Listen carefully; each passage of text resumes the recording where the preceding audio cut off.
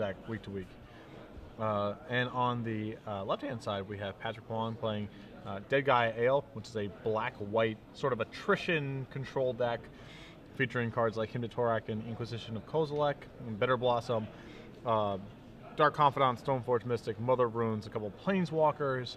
So a deck that's more dedicated about trying to attrition their opponent out and then sweeping up the rest of the game with either Batterskull or Dark Confidant. So both players, looks like we're going to be taking at least one mulligan here on Patrick's side. On Martin's side, he looks to be keeping his 7. Again, we'll be bringing up the Allurn cards for you guys during the match. We'll probably start off by bringing up Allurn so you guys can actually see what that does. It is a interesting card from the set, I think it's Stronghold. Tempest. Tempest? Yes. Okay. It is a enchantment for 2 green, and it lets you play, it lets both players, it's symmetrical, play creature spells that cost 3 or less for free at instant speed. Yes. So they can play them whenever they want to. And so this particular deck is able to take advantage of that, as we are going to see a Gitaxian Probe from Martin looking at Patrick's 5-card hand, which is fairly reasonable for 5 cards. Yep. Mother of Runes, a Source of Plowshares, a Liliana, Marsh Flats, and a Scrubland. And so, once Martin is able to actually get the ball rolling on an Allurn, that's when the show starts, and we're able to get into it deeper for you guys. So Dead Guy Ale popularized, I think the highest profile tournament was Chris Pikula doing well with that at a Legacy Grand Prix many years ago. And it's always kind of been around the edges of the format, powered mostly by how awesome Hymn to Torak is. And then it has just a lot of broad, efficient answers to a lot of the rest of the format has. So the deck is not powerful insofar as it's not playing a ton of powerful stuff, but it's consistent, it's very disruptive, and the cards are all individually very productive. Lingering Souls also being a recent addition to this archetype. And quite a good one. Yep. Fitting in very nicely with a attrition mid-range equipment. I mean, it kind of does. It fits in nicely with all the pieces of what the deck is trying to do. So, as we are going to see a Misty Rainforest here from Martin. He's already knocked himself down to 17, searching on Underground Sea. One of the things that Martin does have in his hand is Cabal Therapy. That is obviously a card that works incredibly well with Gitaxian Probe. Cabal Therapy, a very popular card from years past. yes. At one time, many believed to be one of the best cards in this particular format. Yeah, I remember when that card first came in, Gerard Fabiano was a huge advocate of it for our extended Pro Tour testing. Fortunately, all the decks that he wanted to put it in kind of stunk, and so we never really got anywhere with that. But he was definitely correct that this card was and is insane. Yeah, if you are a sniper, this is the card for you. Gitaxian Probe is, as Jerry T would refer to it as, the training wheels. Yes, yes. Some people, they just know Yep. what's in their opponent's hand. So we'll see exactly what Martin is going to choose here, and he is going to select Liliana. Is that Liliana that he selected? Okay. Yep. A little bit of glare there, so I wasn't 100% sure. We see a Mother of Runes and a Bitter Blossom for Patrick's draw step. Those Bitter Blossom into Mother Runes and Bitter Blossom is a reasonable start for this deck, but to beat a Lauren, he's really going to have to find his Inquisitions and Hymns pretty quickly. As we're going to see a Coiling Oracle here from from Martin. Patrick taking a look. It's on screen for you guys as well. Creature type Snake, Elf, Druid. Yeah. You don't see the triple creature type too often.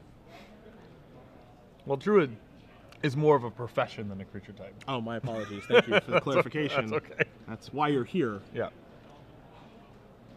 So we see a Marsh Flats here from Patrick, bringing him down to 19. We're probably going to see a turn 2 Bitter Blossom here, unless he drew something else as good, but it's difficult to draw something as good as Bitter Blossom.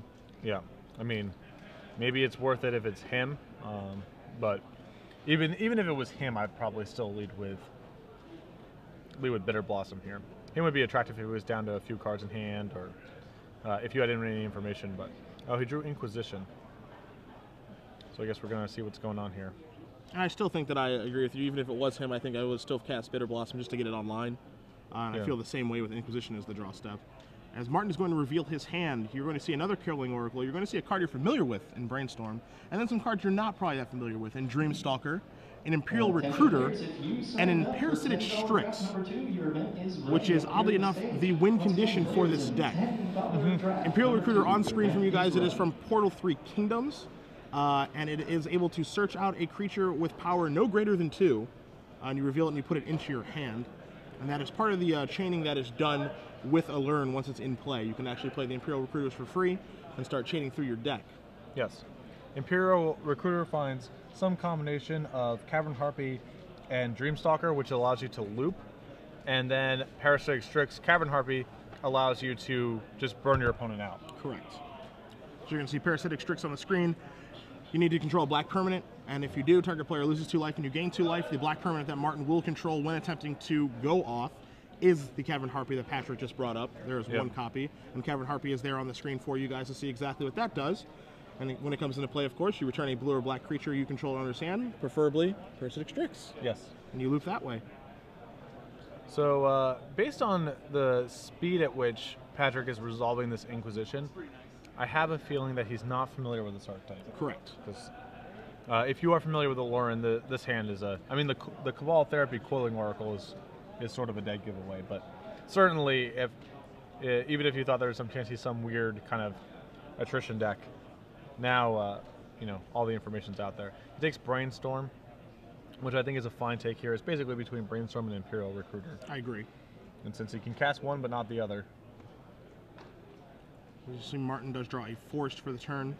Probably going to lead off again with another Coiling Oracle. And that's exactly what we do see here. He's going to reveal a Brainstorm. So no harm, no foul there with the Inquisition of Kozilek. Yep. Martin with a Forest for his draw step, so that will probably join us.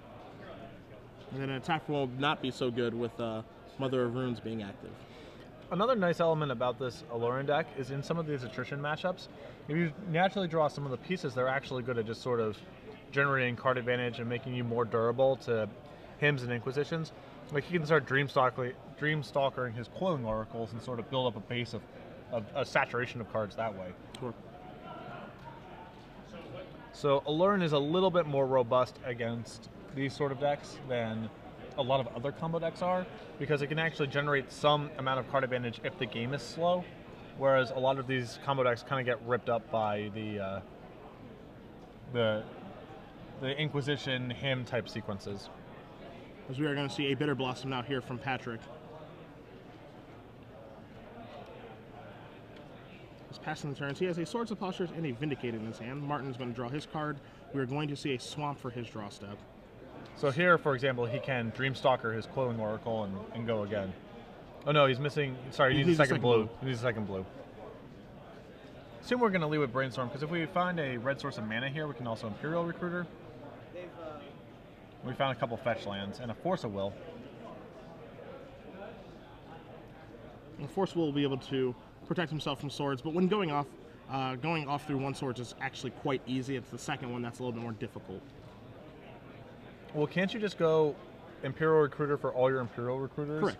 Then go get a Dreamstalker? Correct. Then Dreamstalker for Imperial Recruiter, Dreamstalker Imperial Recruiter, go again, and then they can... What are you worried about then? Then they can plow your Dreamstalker with it? That doesn't even do anything, right? So when you're going off with Allure in play, you get all 4 Imperial Recruiters, you get Dreamstalker, Dreamstalker comes into play, you return the Imperial Recruiter, you search for your other Dreamstalker, then you have the second Dreamstalker into play. So you're always going to be fine against one swords. It's the second one that makes it a little more difficult to go off. That's all. Okay.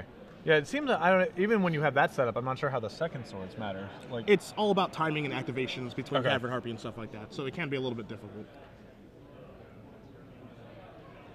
Because Cavern Harpy is a pretty durable way of going off, because you can always just like unsummon it itself in response and go again if they have something to break it up. But the deck is awfully durable once it actually has its engine set up. Correct.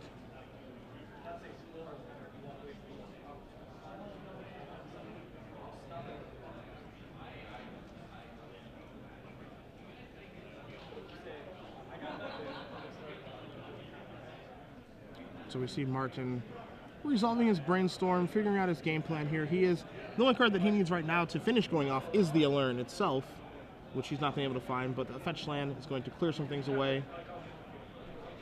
The Allure deck also plays a single copy of Venser Shaper Savant. That's to get it out of some jams like a white ley line or random, meddling mage, some random permanents that can actually stop you from going off, because the deck is basically all in on Baleful Strix as its engine, and so the one Venser can clean up anything that's sort of left over. Yes.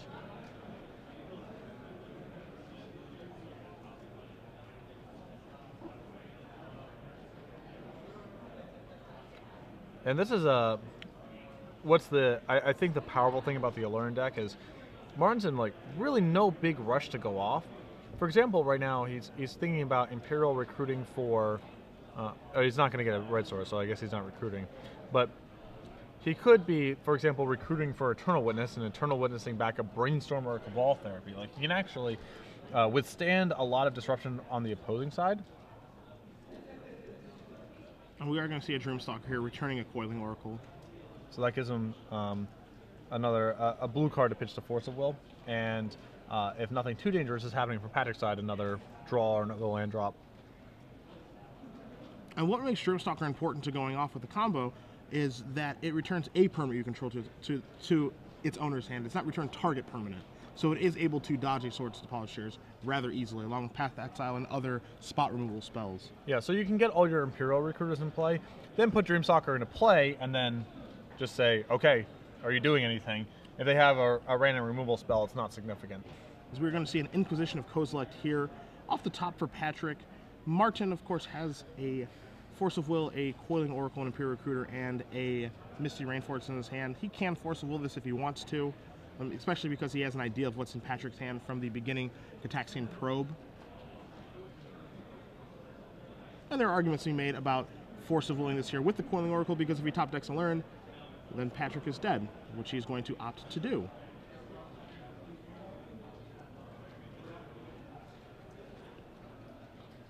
Also, the best card in his hand is Imperial Recruiter, so he definitely wants to just be able to keep that as well. It is a 2-card combo deck. He has one of the cards. Now he has an additional copy of Imperial Recruiter. And you're going to see him search out here. He's starting with Misty Rainforest. He does have a Taiga in his deck to be able to search for, so he can actually hardcast his Imperial Recruiter and search for whatever he sees fit. The rarely seen Underground Sea Taiga deck. Ah, yes. Not a common combination. So he's going to search here with Imperial Recruiter. Wouldn't be surprised if we see an Eternal Witness here. Yep. He can also search for Venser, Shaper, Savant. Again, it has to be 2 power or less. Casting cost, not the issue here. I would err on the side, I think, of getting the Eternal Witness, because Venser doesn't do anything really against the Mother Runes, and Patrick's not really taxed on mana, nor is the game going to end particularly soon. And Eternal Witness is just a pretty powerful tool to get it against a deck like Dead Guy Ale.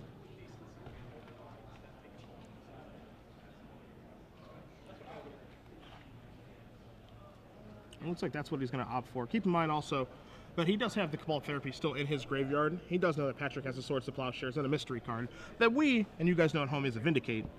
But if Martin deems that Swords to Plowshares to be an issue, he can certainly take care of it at a moment's notice.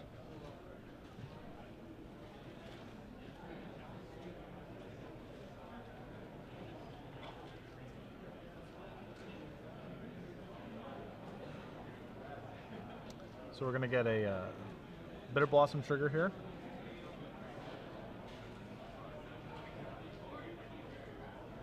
Another fairy coming into play. You see a Verdant Catacombs drawn. So Vindicate is online, as you see Patrick scanning the board state for Martin, deciding, am I going to cast this? If I am, what am I going to cast it on? Yeah, I mean, the only thing that, I think the most logical thing is probably to try to cut off a source of mana, but now that he knows that Martin just got Eternal Witness, is probably just not worth casting, period. I guess Patrick has come to the same conclusion. So we're going to see an Eternal Witness right now. Getting back Brainstorm. Eternal Witness, 5th Dawn uncommon, a staple of the standard formats that it was in. Yes. Seen a little bit less play in both Modern and Legacy, but at the time, one of the most powerful cards you could have been playing. Yeah, Legacy is often a bit too fast for a card like Eternal Witness, but the raw power of that card is definitely very high. And here it's very nice because it can facilitate, it can work as either an engine piece or just a way of recovering against disruption. As we see another Swords of Plowshares here drawn for Patrick, and in come the Bitter Blossom tokens. Now that the Brainstorm has been cast, oh sorry, the Eternal Witness has been cast, there's more of an argument for vindicating one of the lands, I guess, but he's going to pass on that. Martin's hand being a Brainstorm, Imperial Recruiter, and 2 fetch lands, so he'll be able to clear with this Brainstorm. And he does hit fetch land, Cabal Therapy, so yeah. He is having some difficulty finding an Allurin right now. Yeah. And the deck has a decent amount of manipulation. He has 4 Brainstorms. He also has the Eternal Witness to rebuy a Brainstorm as he has. 4 Coiling Oracles, and 4 copies of Intuition as well. So he's just looking for one of those cards, or just an actual Allurin. Yeah.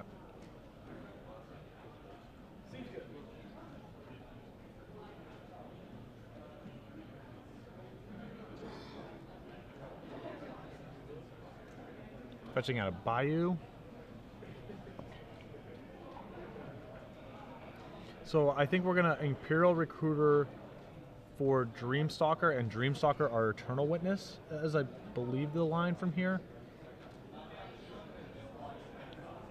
It's not, I mean, if you, how does it matter if both of the Dreamstalkers were to die? Yes. So that is actually a risk? Yes, very much so.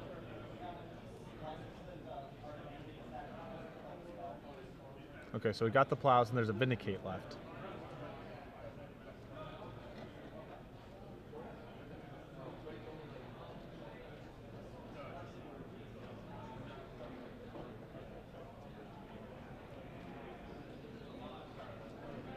Now this is so he knows that Vindicate's the last card.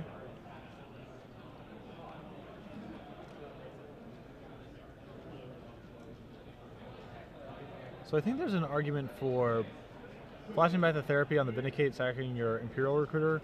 That way you can recruit for Dreamstalker, Dreamstalker your Witness, and have Imperial Recruiter as an option to get back with the Witness. You're probably getting Brainstorm. I mean, that's a decent option. Does he just need to sit with the Imperial Recruiter in his hand to like be able to start going off, or does that? I mean, it is. He does need Imperial Recruiter in his hand to be able to start facilitating the chain to go off. At this point, we know that Patrick has a Vindicate. He has nothing else. I would just be comfortable sitting here and just saying go. The pressure isn't so much that I feel like I would need to rush. Yeah, and Allurin is just game over, right? Yeah. If he draws it, it's not like the Vindicate breaks up anything in a meaningful way. You see a Wasteland here drawn. So now this actually does matter because he can actually Wasteland and Vindicate and cut him out of blue. Yes. And then Intuition is no longer a live draw? Depending on what is in Martin's hand, I'm not sure if he's holding a land or not, but he can cut Martin's blue sources that are in play. He's just saying go. I feel like you have to, I mean, the game's not going to go on for that much longer. It's possible Patrick just just doesn't realize that he could be dead at a moment's notice. Yeah. Because Martin's board is so innocuous, you know? So we see Martin gets knocked down to, I believe, 7 from that attack. Martin's draw step for the turn was a Venser Shaper Savant. Venser not going to be able to bounce any of the Bitter Blossom tokens because there's an active Mother Runes on the table. So Martin has to figure out basically which of my permanents do I want to bounce. And I think of the options available, that Eternal Witness is likely the best one. And he doesn't have to bounce it right away, of course. Well, there's a mana efficiency issue here. Like, he can't... Ideally, he would like to, you know, bounce his Witness. If he bounces his Witness this turn and gets back, because he has a land in hand, he can get back Brainstorm and then have just basically maximum mana going into his next turn to, you know, he can then, if he has 7 mana, he can then, you know, maybe there's a sequence where he Brainstorms into land plus Intuition and then can go Intuition for Allurin and go from there. But the clock is the same 2 turns either way. So he can afford to crack this fetch line here. It doesn't appreciably change anything.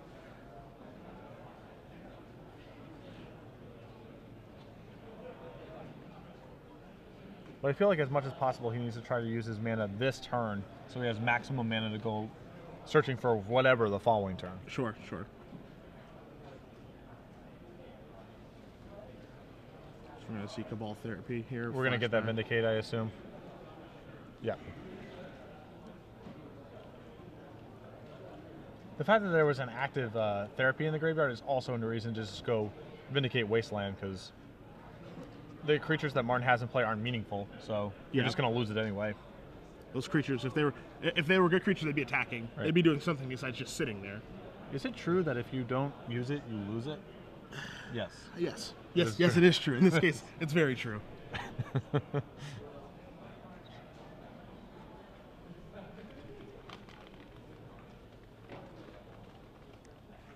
I think I'm no master of this deck, but I think my line is I like Venser getting back Witness getting back Brainstorm Pass. Use all your mana. Yeah. And then just try to get there. And then you have a Brainstorm. And you also just probably not targeting the Bitter. Again, the Bitter Blossom is the same. Targeting the Bitter Blossom doesn't do anything because it's the same two-turn clock. Correct. Yeah, he's going to get back his Witness. We see Venser, Shaper, Savant on the screen. And this is why the Wasteland Vindicate thing is such a big deal. He would not have enough mana to have run this play had either of the land destruction effects been played. Yep. Had his lands been attacked. All right, he's witnessing for Brainstorm. Yeah.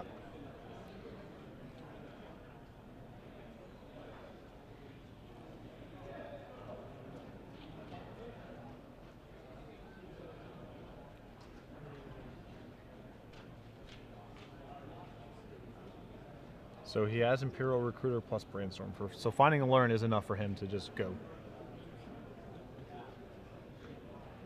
All right, another Bitter Blossom trigger, knocking Patrick down to 14.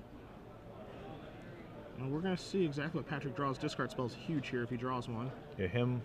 And he's Stoneforge Mystic. That is a blank. That's one of the few times the Stoneforge Mystic is a blank. Yeah. But it is right now. He tapped that 2 mana so fast, I thought it was him. I thought it was him with the Torek as well.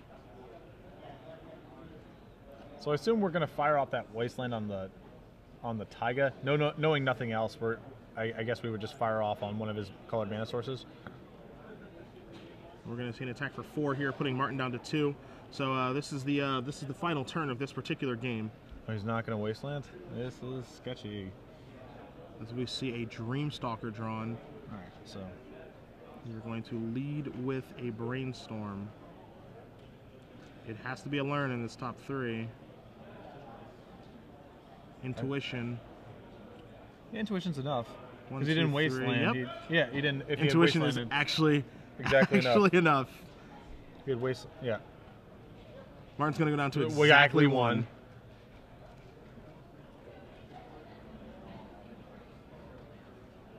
Martin says, I'm going to Intuition now. Yep. Yep. If Patrick had used his Wasteland at any point, and again, that would have taken care of this game. And he is going to take a look at Alurin, and so are we.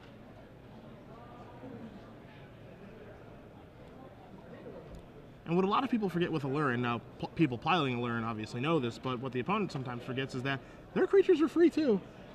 As we're going to see the Imperial Recruiter chain begin. Imperial Recruiter is going to go in the stack. It's going to search for another Imperial Recruiter. That's going to go in the stack. Martin's going to search for another Imperial Recruiter.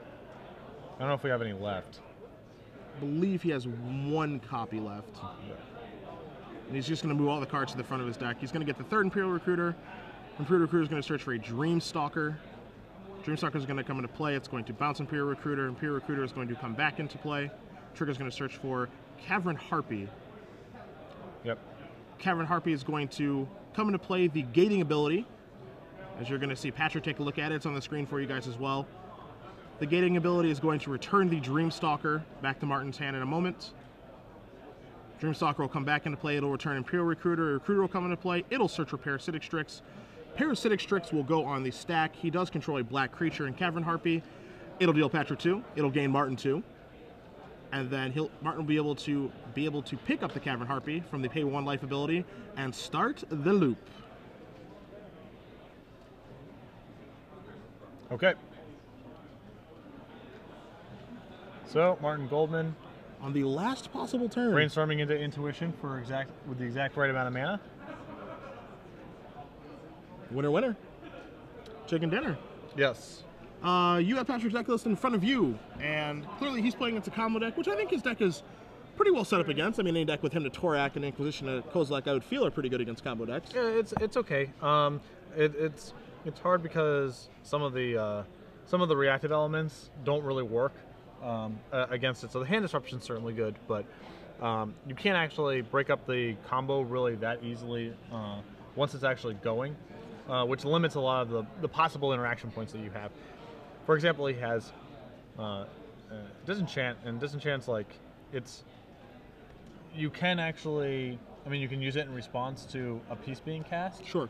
But the deck can go at instant speed if he has a piece, a redundant piece, and you had to leave up 2 mana, which is pretty tough.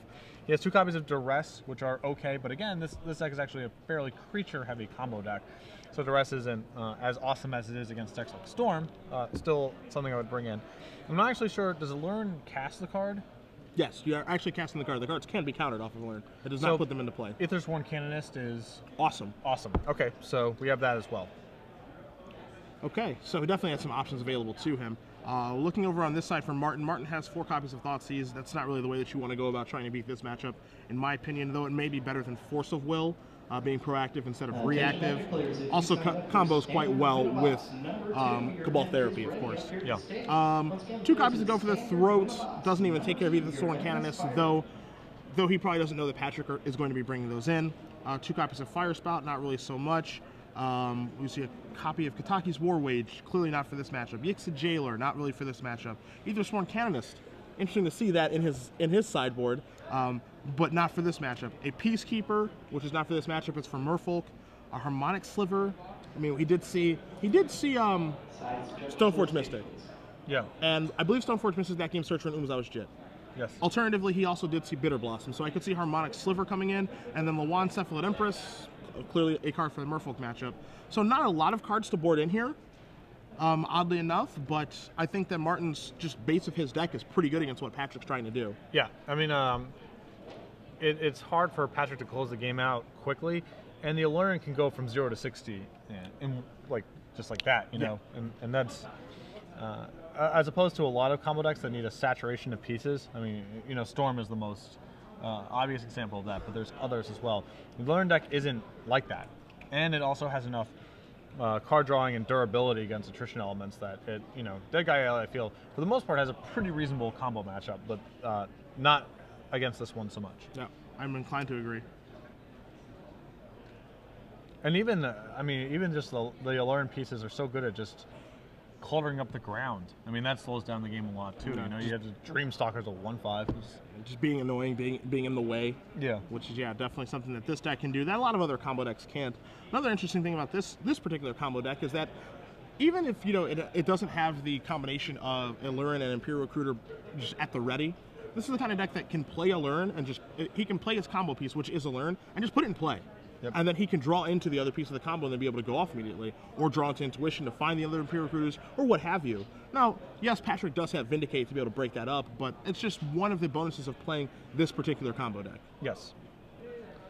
So Alluring has a lot of different, I mean, not only does the deck go off in a very different manner, but the things that it is powerful against and weak against is a lot different than a lot of other combo decks. As we are going to see both players shuffling here, you see the smile on Patrick's face. A lot of people, you know, there are a lot of people who play Legacy, you know, just, there are some people, hey, the SCG is in town, I kind of want to play, and they come up and play that. There's a lot of people who don't know what Alluring does.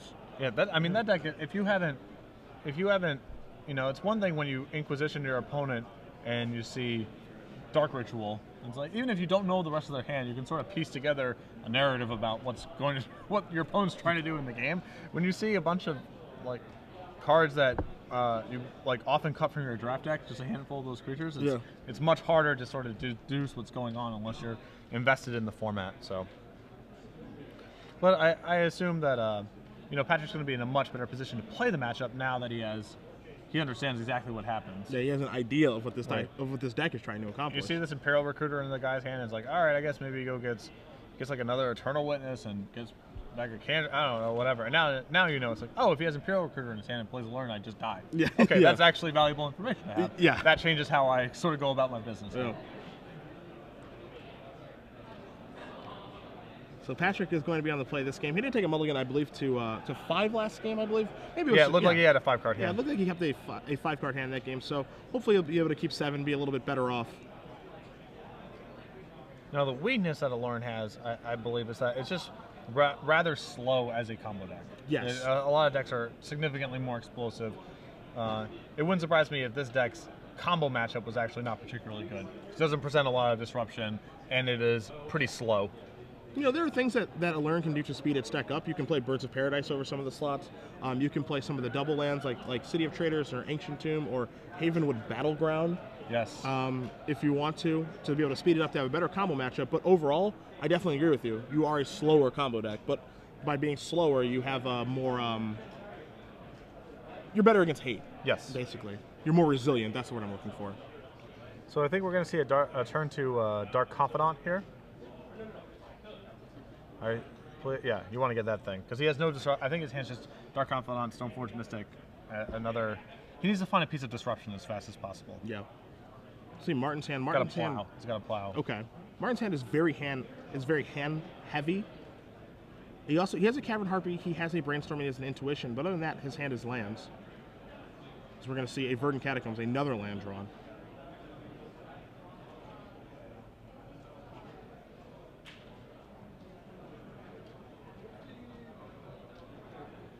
Thinking about his land drop here. This is, unlike a lot of Legacy decks, this is actually a deck where the fetch lands you're playing matter because he has, like we said, Underground Sea Taiga. So you actually have fetches that don't overlap with all your lands in your deck, which is, uncommon with a lot of Legacy decks. It's often just doesn't actually matter. So we're going to see Dark Confidant reveal Plains. That's a free one. On the house. He's going to just draw drew Duress. Pretty nice. I mean, I assume we're going to brainstorm this in response. We might actually not find anything because, again, this is a very creature-heavy deck. So we're going to see a Brainstorm draw from Martin. An Eternal Witness. It looks like potentially 2 more lands. I think he might have... I'm not positive he hit here. Now I think the Intuition was the only spell in his hand, right? Yeah. The key here for Martin is, even though he is having some trouble, getting its footing, as Duress is going to resolve here, and it's going to see... It's a creature party. Yeah, it's a creature land party of 1, 2, 3. I think that's 4 fetch lands on a tropical island. Yeah. Intuition is hidden. Intuition's going to be able to find the copies of a Learn that he needs, and then he can actually, again, put a Learn into play naked, and then just hope things break his way for his draw steps. At least that's what it looks like his game plan is currently going to be. So how much does Umezawa's chip matter? Does it have 4 counters on it, and now it's actually a thing? Yeah. Okay. That's actually the funny thing about the Allurant thing. I think we might have forgotten to attack with Confidant. No, we haven't gotten that far yet. Oh, okay. I thought he was motioning that this turn was over. So that's actually the thing about putting out the naked Allurant is like Patrick has a Stoneforge in his hand, so he might be able to like instant speed Stoneforge, go get Jit equip that turn. Sure. And then the Jit's an issue. So you need a Venser. If they have a Jit with 4 counters, you need a Venser or Disenchanted or something to be able to go. Yes. Okay. Yes. A Jit with 4 counters can take care of every Imperial Recruiter, is the issue.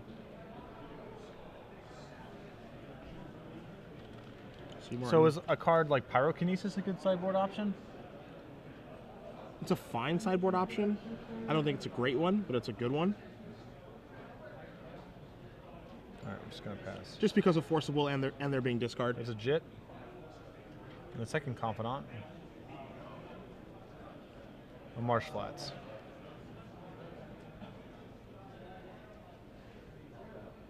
So I assume we'll just go Jit equip here. I would be surprised if that wasn't the play. Yep. All right. Pretty good. Yes. No. Is he thinking about intuitioning for force? Okay. No, yeah. That seems like very hard to win from that position. Yeah. Yeah, I think we just got to take our lumps here. Yep.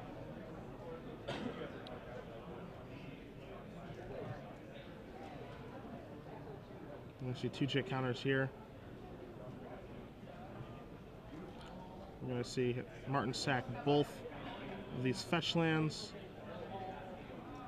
We'll see exactly what lands he wants to search up. He can do a little bit to make himself wasteland proof, but you're probably going to see like a taiga and then another, maybe a tropical island, so you can have 2 green to be able to cast a Lurin. Let's see the spells he has here. So the only difference is black allows him to cast his Cabal Therapy, and red allows him to cast an Imperial Recruiter he draws. Yeah. And he does also have, as we know, just a grip full of lands. So like Bayou Trop, is that correct? Oh, he's just going to be... I guess he's just making himself wasteland proof? He could go. He could be going basic hunting. Okay, so yeah, he actually can just make himself wasteland proof. And he's got enough... Patrick, with the old, hey, failed to find, all right. Yeah, and Martin just mouths to him, no. Don't touch my deck. All right, and now we're going to Intuition. Martin said, that resolves, right? I'm pretty sure you're just a black-white deck. That's good. Yep. Now, we know that Patrick has a Stoneforge Mystic in his hand. We've already seen him search out Inwazawa shit. Does he have... I'm going to assume there's a Batterskull somewhere in his deck. Yeah, I mean, I wouldn't be surprised if it got sided out because it's yeah, not so hot here. A stink machine in this matchup. But for those of you at home, that's a machine of stink.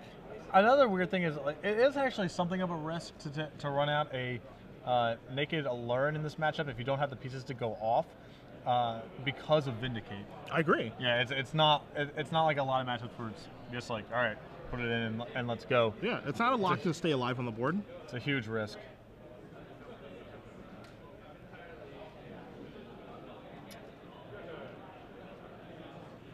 Martin takes a draw step. He's going to draw another land. He's been very good at that today. But again, if his Lurin sticks, he can go get he can Eternal Witness off of his Lurin, go get Brainstorm and have a bunch of mana to operate with, and not be that far away from just, from there, an Intuition or an Imperial Recruiter allows him to do his thing. The risk here is that Dark Confidant connecting again. So the risk here is exactly what you brought up, which is 4 counters. Yeah. On Umezawa's Jit. And the reason that's the risk is because Martin's going to likely just play his Lurin this turn, and then he plays Lurin this turn, he has the opportunity to kill Patrick next turn. Yeah. Because he can flash an Eternal Witness, attempt to block, depending on what Patrick wants to do, and then he just brings back Intuition with Eternal Witness, Intuitions for Imperial Recruiters, and tries to go off that way.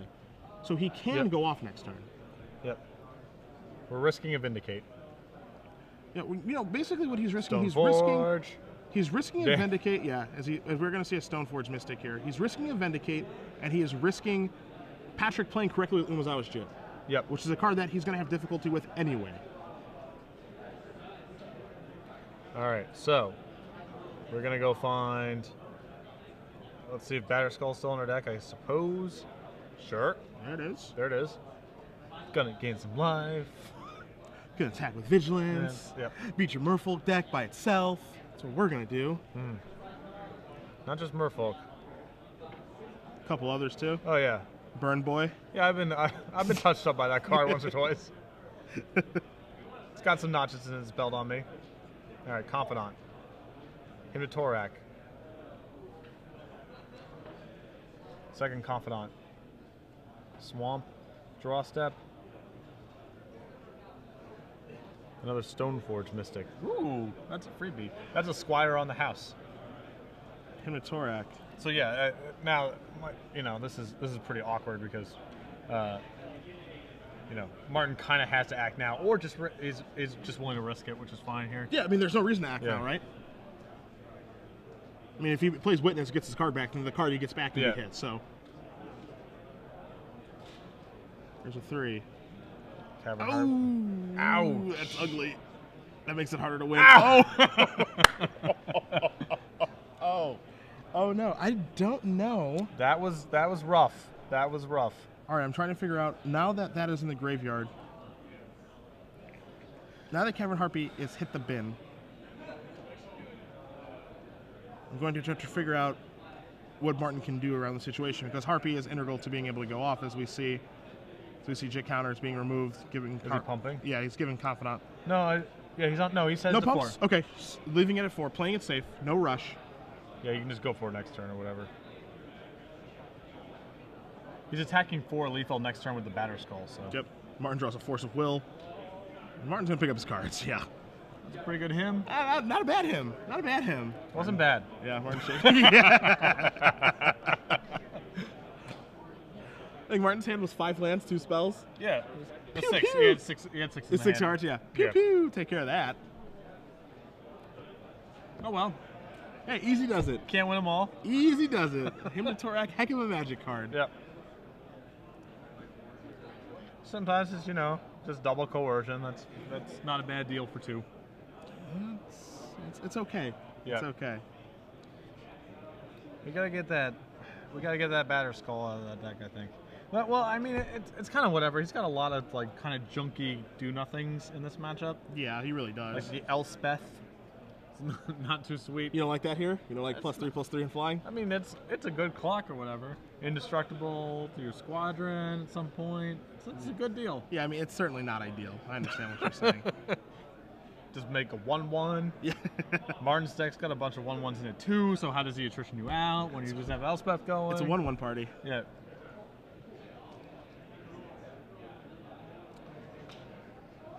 So, where do you think? What do you think Martin has actually brought in here?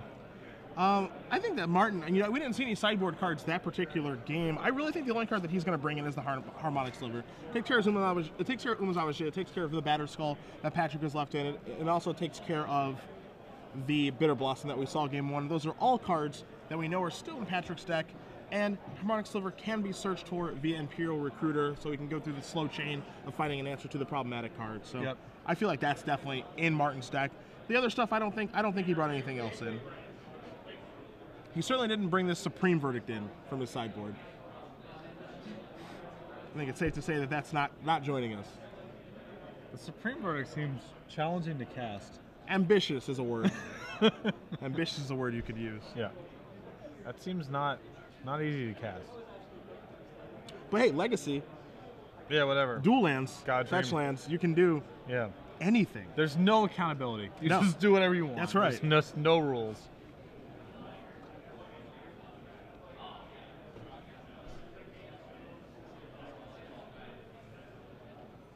All right, so we're going to see Patrick is going to take a mulligan down to 6. Although one of the charms of Deck IAL is that it's pretty mulligan resilient. You have a stable mana base, so you don't just draw these hands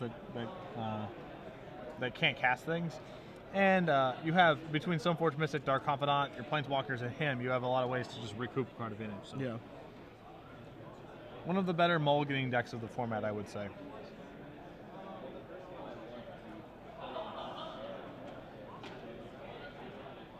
These kind of matchups are, to me, just like the charm of the format, right? It's these two kind of wacky fringe decks, and there's a lot of play between the two of them. Yeah. And this is just one of the random matches going on in the room. And Yeah, this story is being told, 50 other, 60, 70 other tables, This is what makes Legacy what I feel the best format in Magic. Martin likes playing Learn, and so that's what he's going to play. Yep. In Standard, you can't just play a deck you like to play, because you're going to get run out of the building by Thragtusk or whatever. Because we're going to see a Cabal Therapy here. All right. Naming Wasteland? 'Cause Wasteland. That's not going to work. All right, Inquisition and two Wastelands. Wasteland's pretty good against Martin's mana base here, because he needs to get a bunch of mana, and his deck is a lot of duels. Yeah. Martin does have 4 basics in his deck. He does have 2 forests, 1 island, 1 swamp to go along with his 10 fetch lands. So he can definitely search out basics for himself. But looking at Patrick's hand, he could just go Wastelanding, or he could hope to draw another mana source to be able to play Dark Confidant on turn 2. But he is just going to try to quote unquote get Martin. I like it. Yeah, and Pluto Dust is going to put a stop to that, as we're going to see a Plains here. Yeah, but the Allure deck is pretty colored mana sensitive. It's not, it's not just an issue of getting to 4. It's being able to get to 4 and cast things along the way. Understood. Not the easiest thing. Although Martin has drawn another fetch land, so he should be able to cobble together.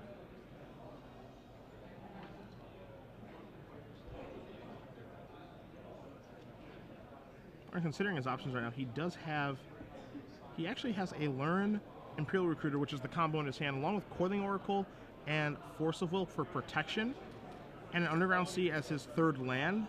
However, he can just play Coiling Oracle this turn. Like, what do you think about just getting basic forest, basic island, and coiling? Yeah, I mean, I don't hate that play. It does put the shields down if he doesn't draw a blue card off a Coiling Oracle, but if he hits a land, then it's a turn 3 kill. So that is time in round 3. Once again, that is time in round 3. Active player finishes the turn, proceed to the 5-turn rule. That is time in round 3.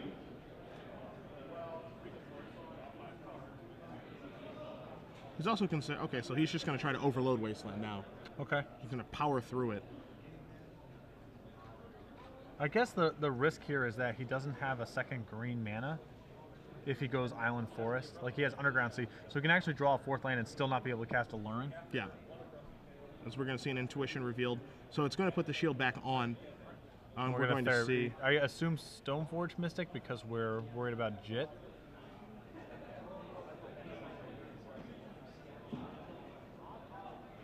So that's a ding-dinger. If I was in Martin's position, I probably, since Patrick's played a Plains here, I probably would have actually let him Stoneforge and just gotten the Jit, because he still risks, like, Jit being drawn at some point, assuming there's just the one copy in the deck. Sure. As we see Wasteland, we see another Coiling Oracle. Oracle is going to reveal another Coiling Oracle. That looks like that's going to be Martin's turn. Looks like a third Swords to Plowshares drawn for Patrick. Coiling Oracle here from Martin. Parasitic Strix to the draw step. Swamp coming into play. Martin looking for one more green source to wrap this one up now. And giving him a taste with the Coiling Oracle. That's right. Not seen often. Yeah. But get in there, Snake Elf Druid. All right, so We're we can gonna go see get Marsh our Flats. So not only does Martin need a land, he needs a green land. He needs a green land, but it's not necessary for him. He doesn't need to win this turn. I mean, Dark Confidant's going to get online. You know, there's certainly a risk Patrick can cobble together enough disruption elements. I mean, if Martin cares enough, he can just Force of Will this. If he's that scared of Dark Confidant, he can just cast Force of Will. Just going to let it go. He draws a Brainstorm.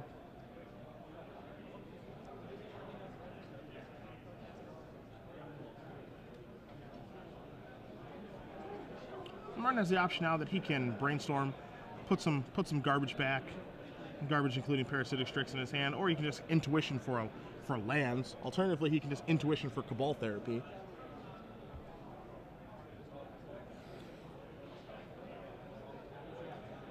He's thinking about giving him a taste again. Yeah, just give him the business. Just one, too. Which I feel like it's either 2 or none, but just one. Yeah. Just see where he's at. Yep. I want to see what kind of man he is, so I just sent one Coiling Oracle. We're going to see him to Torak here. Followed up with another him that he can't cast. Okay. We're gonna plow. We're not gonna plow the snakes.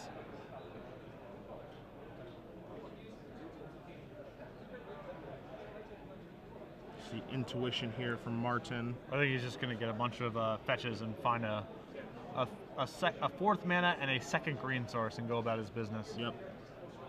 That's what it looks like to me too. I put those right in there. You're gonna be searching for that forest in a minute anyway. Yeah.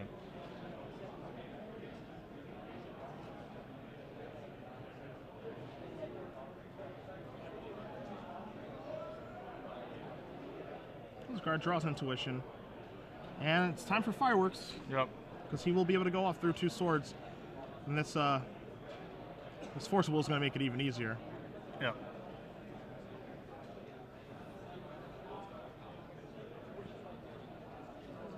And here we go. Imperial Recruiter put into play. Martin is going to search for a 2nd Imperial Recruiter. Put that into play.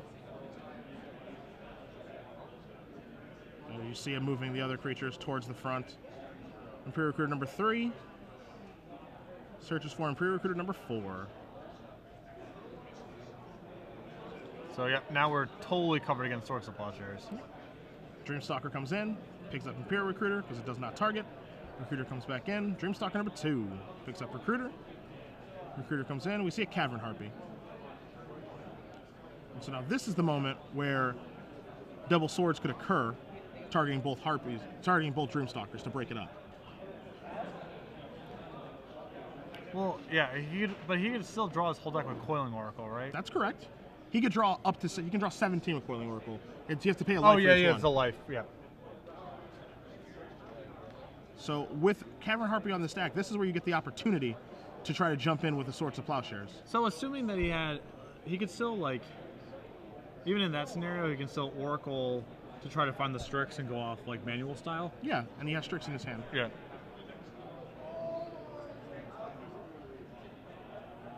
So because he has Parasitic Strix in his hand, it doesn't really matter. But it could matter if he didn't have the Oracles or whatever. Correct. So now Cavern Harpy is in play, gating ability on the stack, Parasitic Strix goes onto the stack.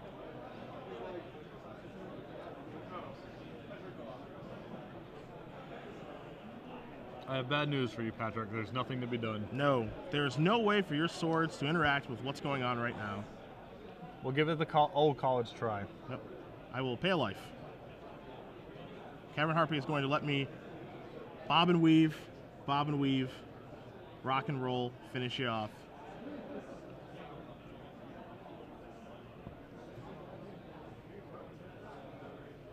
And I believe in a moment here we are going to see a hand extended, and he's like, I'm going to do that a bunch in response to your swords.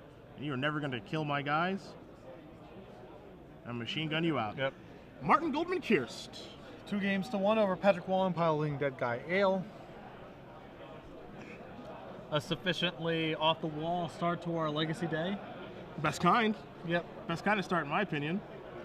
Yeah, it's no stacks versus death and taxes, which was definitely the best start you and I believe, ever had. Yeah, well, to give us